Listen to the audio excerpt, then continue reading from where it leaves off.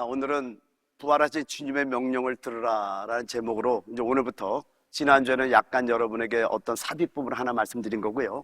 오늘 이제 제목이 하나님은 당신이 필요하십니다 라는 제목으로 오늘 말씀을 나누도록 합니다. 이사야 6장 8절 말씀을 여러분에게 봉독해 드립니다. 내가 또 주의 목소리를 들으니 주께서 이르시되 내가 누구를 보내며 누가 우리를 위하여 갈고 하시니, 다 같이 그때 내가 이르되 내가 여기 있나이다 나를 보내소서. 아멘. 여러분에게 한번 질문합니다. 여러분 주님의 부활을 믿습니까?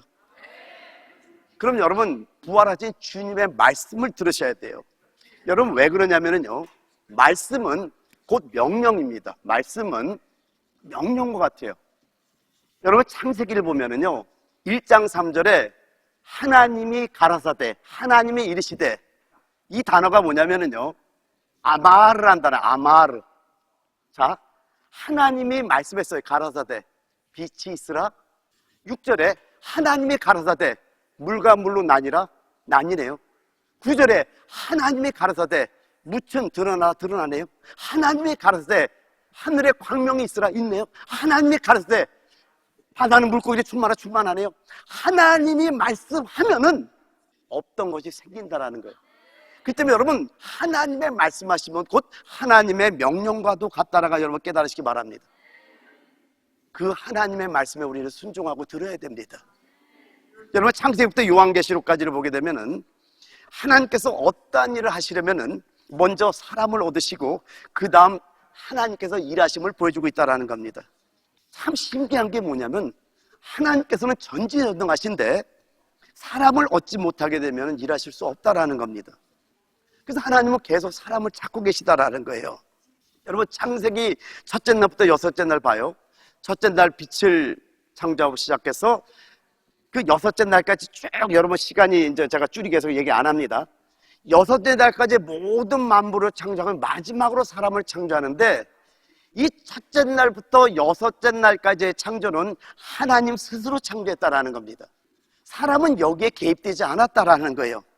근데 이 이후로, 사람이 창조된 이후로 사람이 참여하지 않은 것이 한 가지도 없다라는 겁니다. 제가 지난주에 여러분 그래서 이 말씀을 준비하면서 기도하다가 여러분에게 삽입 부분으로 이 말씀을 여러분이 전했던 걸 기억하셔야 됩니다. 저에게는 굉장히 큰 은혜였고 하나님의 굉장히 큰 계시였던 거예요. 이것은 뭐냐면은 하나님께서 여섯째 날 사람과 함께 안식하는데 그냥 안식하는 것이 아니라 그 사람이 하나님의 형상을 따라 하나님의 모양대로 만들어진 그 사람과 함께 안식에 들어갔다라는 거예요. 이 말은 뭐냐면은요, 이제 지난주 설교를 들으시고 요점만 말씀합니다. 하나님께서는 하나님의 형상을 회복한 사람들이 있을 때 우리와 함께 안식한다라는 거예요.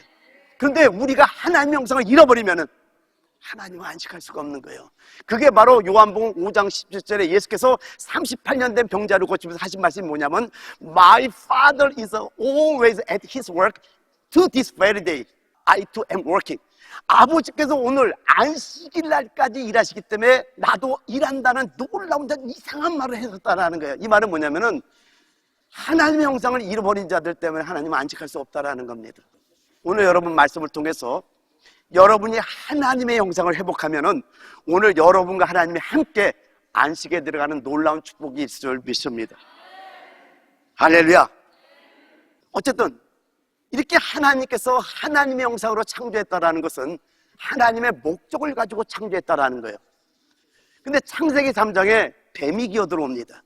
그 뱀의 유혹으로 말미암아 하나님의 유일하게 먹지 말라고 했던 선악을 알게 하는 지식의 나무 열매를 먹음으로 말미암아 아담과 하와가 타락했다라는 거예요. 그래서 하나님의 형상을 잃어버렸던 겁니다. 하나님 포기하셨나요? 여러분 하나님의 사람에 대한 마음은 영원히 변치 않습니다. 그리고 창세기 4장에 왔더니 가인과 아벨의 제사가 나옵니다. 여러분 둘 다 예배를 드리고 있다는 겁니다. 인류 처음의 예배가 창세기 4장에 나오는데 어떻게 이들이 예배를 드렸냐라는 거예요. 여러분 이걸 알기 위해서는 창세기 3장으로 돌아가야 되는 거예요. 창세기 3장에 하나님께서 이 타락한 아담과 하와를 버린 것이 아니라 이들을 구원함으로 말미암아 이들의 구원의 감격을 가졌던 겁니다.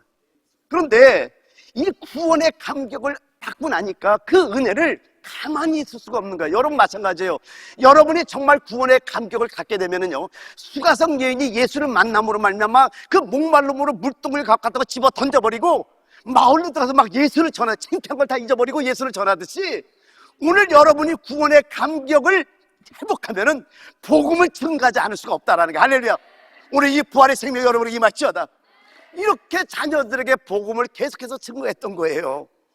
근데 창세기 4장 4절과 5절을 보면은요, 아벨은 자기도 양의 첫 새끼와 그 기름으로 드렸더니 여호와께서 아벨과 그의 제물은 받으셨으나 가인과 그 제물은 받지 아니하신지라 가인이 몹시 분하여 안색이 변하니. 여러분, 여기에 받지 아니했다라는 단어가 히브리어로 샤아로라는 단어예요. 샤라는 단어는 응시하다, 바라보다. 로라는 단어는 아니, no, not. 그러니까 이 말은 뭐냐면은 가인의 제사는 쳐다보지도 않았다라는 거예요. 하나님이 화가 나서 아예 쳐다보지도 않았다라는 거예요. 그런데 여기 4장 4절에 아벨은 자기도 양의 첫 새끼와 그의 기름으로 드렸더니 여호와께서 아벨과 그의 제물은 받으셨으나, 요 받으셨다는 단어가 이 샤라는 단어였어요. 기뻐서 바라보는 거예요. 좋구나. 오늘 이런 예배가 돼야 돼요. 여기서 하나님의 예배 설계도를 가르쳐준 거예요. 하나님이 원하시는 예배는요, 양의 첫 새끼와 그 기름, 피와 성령이 충만한 예배가 돼야 된다는 겁니다. 우리 예배는요, 예수 그리스도의 피가 뚝뚝 떨어지는 예배가 돼야 돼요. 예수 그리스도의 피가 막 강물처럼 흐르는 예배가 돼요. 주님의 보혈이 막 뚝뚝 떨어짐으로 말미암아 강물처럼 흐름으로 막 우리의 죄가 막 해결되고, 이런 예배가 돼야 돼요. 할렐루야. 그리고 성령이 충만함이 넘치는 예배가 돼야 되는 거예요. 그게 바로 양의 첫 새끼와 그 기름이에요. 이게 바로 예배 설계도라는 겁니다. 근데 여러분, 창세기 4장과 창세기 5장에 보면 두 계보가 나오는 거예요. 창세기 4장에는 가인의 계보가 나오고요, 창세기 5장에는 가인이 아벨을 쳐 죽였잖아요. 근데 아벨 대신에 준 셋의 계보가 쫙 나옵니다. 근데 여러분, 여기 신비함이 뭐냐면 창세기 4장의 가인의 계보는 날짜가 계산이 안 돼. 근데 창세기 5장은 날짜가 하나하나 계산되고 그들이 몇 세 죽은 것까지 하나하나 계산되고 있다는 거예요. 왜 그러냐면요, 우리의 영적인 날짜는요, 하나님 앞에서 우리가 어떻게 생활했느냐에 따라서 그 날짜가 계산되기도 하고 계산되지 않는다는 것을 알려주고 있다는 겁니다. 그리고 연결해서 창세기 6장 1절로 왔더니 어떻게 시작된 말씀이 이렇게 시작됩니다. 사람이 땅 위에 번성하기 시작할 때로 시작이 됩니다. 근데 6장 3절에 하나님께서 뭐라고 그러냐면, 여호와께서 이르시되 나의 영이 영원히 사람과 함께하지 아니하리니 이는 그들이 육신이 됨이라. 그러나 그들의 날은 120년이 되리라 하시니라. 저기 사람과 함께 영원히 함께하지 않는다는 말은 히브리 원문을 보면 다투지 않겠다는 말이에요. 이 말은요, 성령을, 하나님을 거둬들이겠다는 말이에요. 여러분, 이게 어떤 내용은 이런 거예요. 예를 들면은 우리 자녀들과 부모님들이 자녀들을 이끌려면, 야 이놈아 좀 말 좀 들어, 엄마, 이러면서 서로 다투는 게 있잖아요. 사랑의 다툼이거든요. 이 다투지 않겠다라는 거예요. 그 뜻이에요, 이게 원문이. 그래서 하나님께서 아예 하나님 영을 거둬버리겠다는 거예요. 왜 그럴까요? 6장 5절부터 10절까지를 보게 되면요, 여호와께서 사람의 죄악이 세상에 가득함과 그의 마음으로 생각하는 모든 계획이 항상 악할 뿐임을 보시고 땅 위에 사람 지으셨음을 한탄하사 마음에 근심하시고 이르시되 내가 창조한 사람을 내가 지면에서 쓸어버리되 사람으로부터 가축과 기는 것과 공중의 새까지 그리하리니 이는 내가 그것을 지었음을 한탄함이니라 하시니라. 근데 참 하나님의 사랑은 변함이 없는 게, 이런데도 하나님은 구원하기를 원하신다라는 겁니다. 이게 아버지의 마음입니다. 노아 시대 하나님께서 사람들을 구원하기를 원하셨던 겁니다. 그런데요, 하나님께서 노아를 찾지 못하셨다면, 노아를 얻지 못하셨다면요, 하나님에게는 방주가 필요합니다. 방주를 지을 사람이 필요해요. 근데 창세기 6장 8절에서 9절을 보게 되면은 그러나 노아는 여호와께 은혜를 입었더라. 이것이 노아의 조건이라. 노아는 의인이요 당대의 완전한 자라. 그는 하나님과 동행하였으며. 여러분, 은혜라는 단어가 성경에서 제일 처음 나오는 곳이 바로 여기입니다. 노아가 당대 의인이고 당대의 완전한 자가 될 수 있었던 것은 하나님의 은혜를 입었기 때문에 그래요.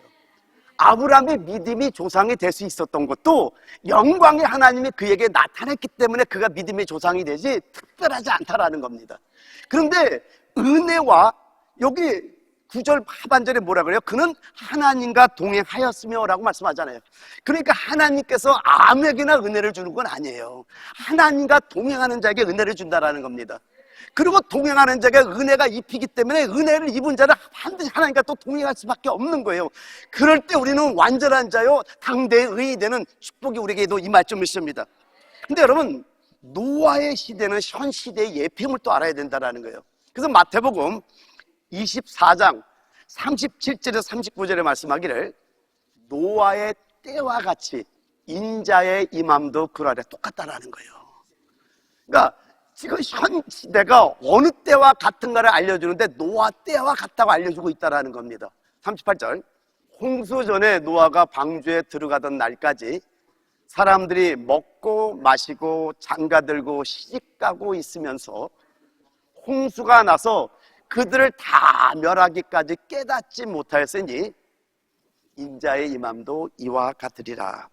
한마디로 말하면 어떤 용이냐면요, 사람들이 육신의 일을 도모하다가 홍수가 나서 다 멸망하기까지 깨닫지 못했던 것 같이 예수님께서 이 세상에 다시 오실 때도 그와 같다는 것을 설명하고 있다는 겁니다. 오늘 여러분이 하나님의 은혜를 입는 자들이 되어야 됩니다. 그럼 어떤 자가 은혜를 입어요? 동행하는 자입니다. 여러분, 하나님과 동행한다라는 것은요, 영 안에 사는 걸 말합니다. 하나님의 영의 인도함을 따라 사는 걸 말씀합니다. 그러니까 하나님의 영의 인도함을 따라 사는 건데 로마서 8장 14절에 말씀하기를요, 무릇 하나님의 영으로 인도함을 받는 사람은 곧 하나님의 아들이라 라고 말씀합니다. 여러분, 로마서 8장에 저 하나님의 영으로 인도함을 받는다라는 게 어떤 기도를 통해서 아니면 표적을 구함으로 이런 것들이 아니에요. 여러분의 영을 따라 행함으로 성령의 인도함을 가질 수 있다라는 겁니다. 그러니까 제가 여러분 어떤 성경을 보든 성경이 전체 문맥을 열어줍니다. 그렇게 해석하지 않으면 성경이 자기 나름대로 해석이 돼버리기 때문에 이 저자가 왜 이런 성경을 여기에 이렇게 기록하는 걸 깊이 보셔야 됩니다. 그게 주의 종이 할 일이에요, 사실은요.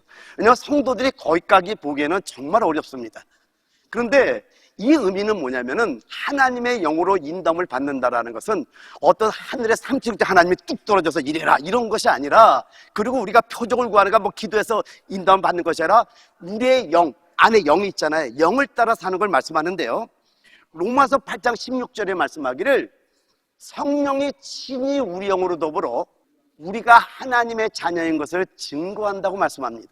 이 말은 뭐냐면은 지금 여기서 말씀을 하는 걸 잘 봐야 되는 게, 성령이 친히 우리 영 안에서 우리가 하나님의 자녀인 것을 증언한다고 말하지 않고 성령이 친히 우리 영과 더불어 우리가 하나님의 자녀인 것을 증언한다고 말씀하고 있다는 거예요. 이건 굉장히 차이가 있습니다.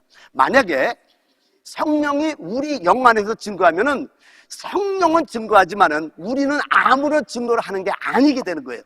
근데 우리 영과 더불어라는 것은 성령이 우리 영과 연합돼 있잖아요. 그래서 성령도 증거하고 우리 영도 증거 함께 증거한다는 그런 뜻이 된다라는 겁니다. 그래서 여러분, 로마서 8장 6절을 보게 되면은 육신의 생각은 사망이요 영의 생각은 생명과 평안이니라 라고 말씀하는데, 이게 어떤 내용이냐면 바로 이런 겁니다. 우리 생각을 영에 둬요. 그러면 생명과 평안이 온다라는 거예요. 이게 바로 영을 따라 사는 것이 하나님의 영의 인도함을 받는 걸 좀 설명을 해드릴게요. 그러니까 여러분이 어떤 기도에서 예를 들면 이런 거예요. 하나님, 오늘 시장 가야 될까요? 말아야 될까요? 이런 기도를 하는 게 아니라는 거예요. 조금 더 구체적으로 여러분 알기 쉽게 설명할게요. 자매님들이 더 이해 잘 될 것은, 자매님들 예를 듭니다. 1,000만 원짜리 아주 기가 막힌 옷이 몇 벌 나왔어. 이 세상에 몇 벌이 없는데 이걸 입고 나가면 사람들이 나를 찬사해.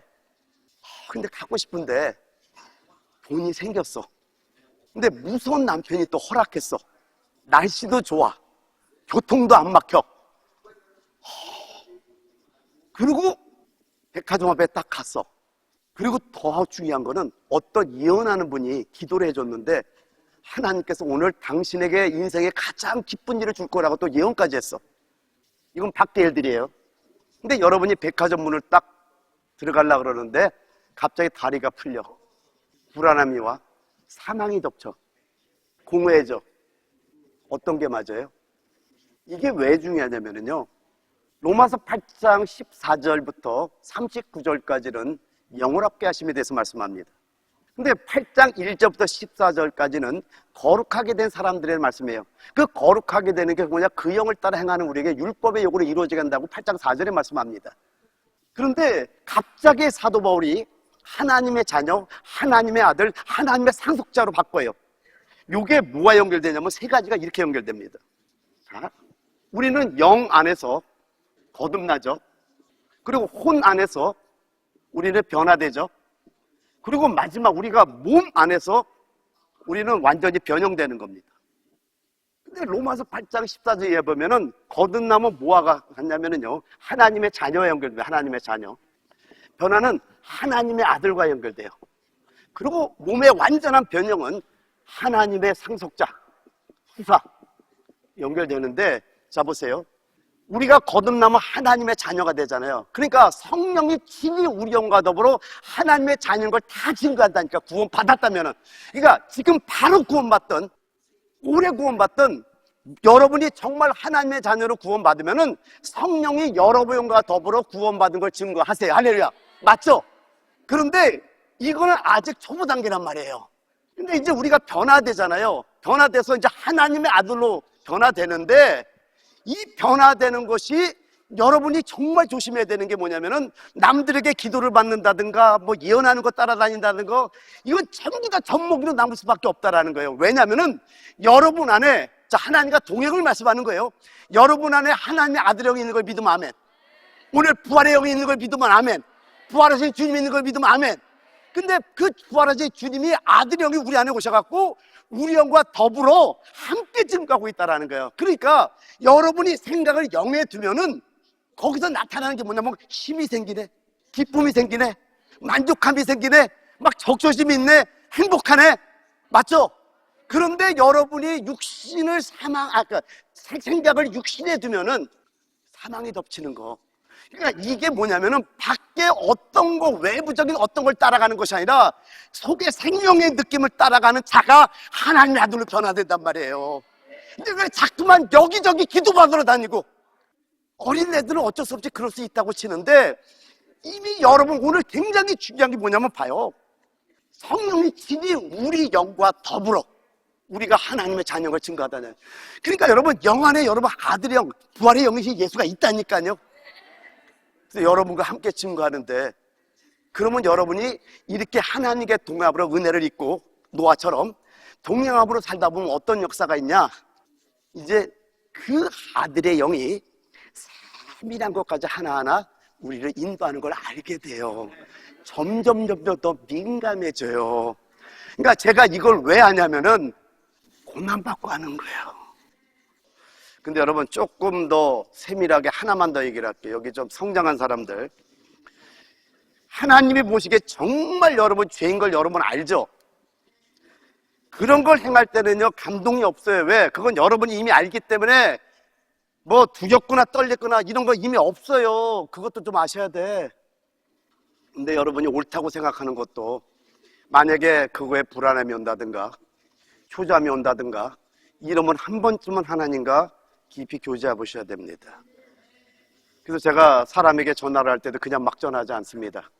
주님께서 인도함이 있어서 전화하면은 참 아름다운 교제가 되는 것도 알게 되고, 그러면서 어쨌든 우리 성도들을 사랑하고 이렇게 가는 거예요. 할렐루야. 좀 이해됐으면 아멘 합시다. 그래서 여러분 이 부분을 또 하나님께서 이번에 이 말씀을 준비할 때 알려줬던 게 뭐냐면은, 고등학교 때 친구들과 어디에 좀 주님이 기뻐하지 않는 장소로 갔는데 딱 그 장소에 가는데 다리가 훅 풀리는 걸 제가 느꼈던 거예요. 그러면서 온 땅에 보내심을 입은 하나님의 7명 있잖아요. 그 7명이 온 땅에 보내심을 받았는데 거기에 미리 몬초가 있는 거야. 그리고 나한테 꼭 이러는 것 같아요. 너 여기 왜 왔어? 그때 그 두려움이요, 제가 평생에 잊혀지지 않는 거예요. 그 체험이. 그러니까 이게 맞구나. 우리 안에 생명의 느낌이 있기 때문에 여러분이 하나님이 기뻐하지 않는 육신의 생각을 할 때는 사망이 덮친다는 거 여러분 알고만 있어도 여러분의 삶에 큰 은혜가 임할 줄 믿습니다. 여러분 하나님과 동행하면은요 속에 생명의 느낌이 있게 되는 겁니다. 그래서 여러분 하나님과 동행함으로 우리는 뭘 건축해야 돼요? 방주를 건축하듯이 우리는 하나님의 교회를 건축해야 되는 거예요. 할렐루야. 이제 모세로 넘어가 볼게요. 노아에 대해서는 봤고요. 하나님의 뜻은요, 이스라엘 백성을 바로의 손에서 건지시는 것이 하나님의 뜻입니다. 그럼 여러분에게 한번 질문해 볼게요. 왜 바로의 손에서 건지시려고 했을까요? 왜? 하나님의 언약 때문에 그렇습니다. 출애굽기 2장 23절에서 25절을 보면은요, 여러 해 후에 애굽 왕은 죽었고 이스라엘 자손은 고된 노동으로 말미암아 탄식하며 부르짖으니 그 고된 노동으로 말미암아 부르짖는 소리가 하나님께 상달된지라 하나님의 그들의 고통 소리를 들으시고 하나님이 아브라함과 이삭과 야곱에게 세운 그의 언약을 기억하사, 하나님이 이스라엘 자손을 돌보셨고 하나님이 그들을 기억하셨더라. 언약하신 걸 기억하고 있다고 말씀합니다. 그게 어디 나오냐면은 창세기 15장 13절부터 14절을 보게 되면은요, 여호와께서 아브라함에게 이르시되 너는 반드시 알라. 내 자손이 이방에서 계기되어 그들을 섬기겠고 그들은 400년 동안 내 자손을 괴롭히리니 그들이 섬기는 나라를 내가 징벌할지며 그 후에 내 자손이 큰 재물을 이끌고 나오리라. 창세기 15장의 약속이 있네요. 그래서 이거에 대한 결론으로 출애굽기 12장 40절 41절에 보면은요, 이스라엘 자손이 애굽에 거주한 지 430년이라 430년이 끝나는 그날에 여호와의 군대가 다 애굽 땅에서 나왔은즉, 여러분 하나님이 언약한 것은 반드시 이루는데, 근데 여기서 특별히 좀 이해 안 되는 구절이 한 구절이 나오는데, 창세기 15장 6절에 뭐라고 말씀하냐면요, 내 자손은 4대 만에 이 땅으로 돌아오리니 이는 아모리 족속의 죄악이 아직 가득 차지 아니함이니라 하시더니 라고 나옵니다. 여러분 창세기 15장은 정말 이해하기 어려운 성경입니다. 정말 어려워요. 3년 된 암양, 3년 된 암송아지, 3년 된 암염소, 뭐 이런 것들 나오겠죠. 근데 그걸 설명하려면 그게 또 다른 설교이기 때문에 저는 여기서 하지는 않지만은 모든 걸 비밀로 감춰놨어요. 근데 여기 보니까 4대만이라는 거, 이거를 계산이 안 되는 거예요, 처음에는요. 근데 딱 계산해 보니까 나온 게 뭐냐면은요, 이스라엘 백성들이 애굽에 노예되었다가 4대 만에 가나안 땅으로 돌아올 것을 의미하는 거예요. 그렇게 해야지 정확하게 해석이 됩니다. 그래서 출애굽기 6장을 보면은요, 레이가 1대죠. 고핫이 2대입니다. 고핫은 레이의 아들이에요. 그 다음에 아므람이 3대고요. 아론과 모세가 4대예요. 그래서 모세와 동시대인 여호수아 갈렙을 통해서 이 약속은 성취되고 있다는 겁니다. 그래서 이것 때문에 아브라함도 계산하면 이거 안 열립니다. 그래서 이거 굉장히 고민했던 거예요, 제가. 근데 그 노예된 그들의 상태에서 딱 보니까 이게 다 답이 나오려네. 그리고 여러분 또 한번 보세요. 창세기 15장 16절 다 같이 읽어봐요. 시작. 내 자손은 4대 만에 이 땅으로 돌아오리니 이는 아모리 족속의 죄악이 아직 가득 차지 아니함이니라 하시더니. 이스라엘 백성들을 구원하는데 왜 4대 만에 430년 동안, 여러분 또 여기서 숙제를 하나 내줄게요. 어디는 왜 400년이라고 어디는 왜 430년이라고 그래요? 저에게는 답이 다 있어요. 근데 여러분이 고민하지 않은 걸 바로 설명해 주기는 제가 너무 아까워. 고민해 보셔야 돼요. 왜요? 저는 이런 거 해결하는데 저는 몇 년 이상 걸렸거든요.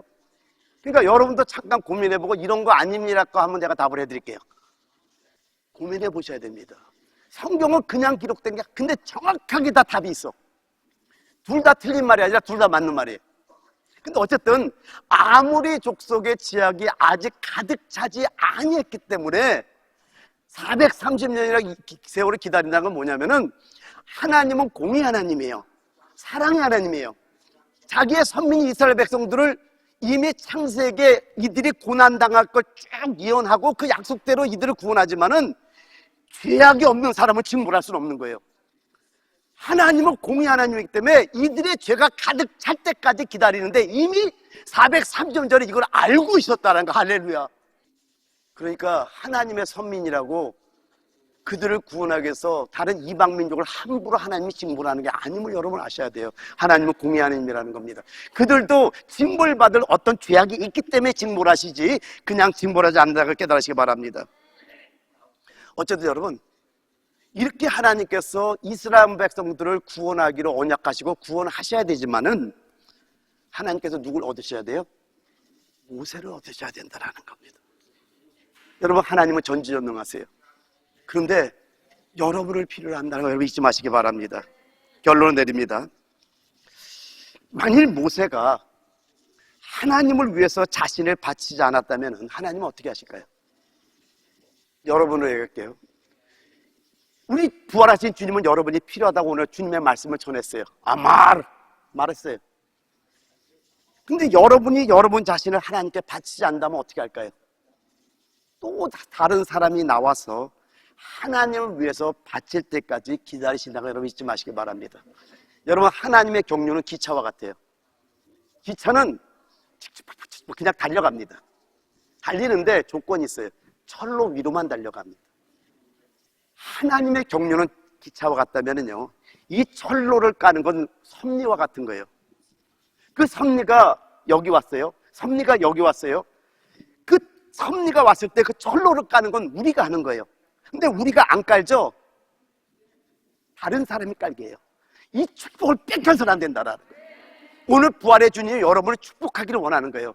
여러분이 필요하다는 건 뭐냐면 너희들에게 내가 축복하기를 원한다는 거예요. 왜 그러냐면 여러분 설명할게요.